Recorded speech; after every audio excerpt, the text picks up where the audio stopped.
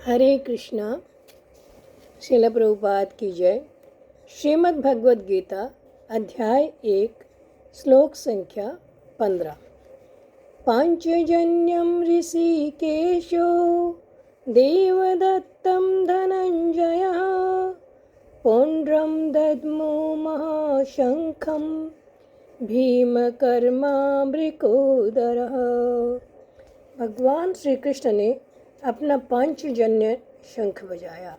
अर्जुन ने देवदत्त शंख तथा अति भोजी एवं अति मानवीय कार्य करने वाले भीम ने पौंड्र नामक भयंकर शंख बजाया। अब संजय आगे के 4 श्लोकों में पिछले श्लोक का खुलासा करते हुए दूसरों के द्वारा बजाए गए शंखों का वर्णन करते हैं। तो इस श्लोक में हम देखते हैं कि भगवान श्री कृष्ण को ऋषिकेश कहा गया है। पांचजन्यम ऋषिकेशो।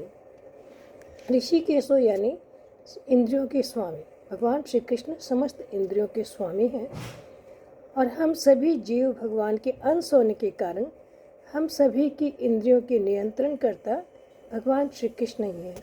और अभी इस युद्ध भूमि में भगवान श्री कृष्ण अर्जुन की इंद्रियों को निर्देशन करते हैं, इसलिए भगवान श्री कृष्ण को ऋषिकेश कहा गया है।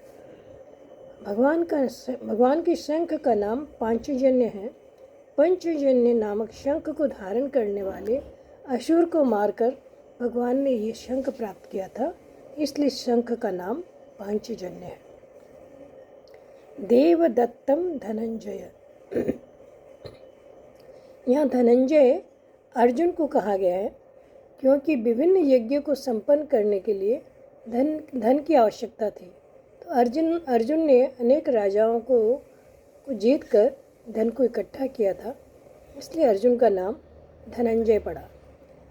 और देवदत्त अर्जुन के शंख का नाम है, जो कि इंद्र से अर्जुन को प्राप्त हुआ था। पौंड्रम दद्मो महाशंखम भीमकर्मा वृकोदरः। पौंड्रम नामक शंख को भीम ने बजाया और भीम को यहाँ वृकोदर कहा गया है क्योंकि एक तो वो अत्यधिक खाते थे और दूसरी बात कि वो अति मानवीय कार्य करते थे।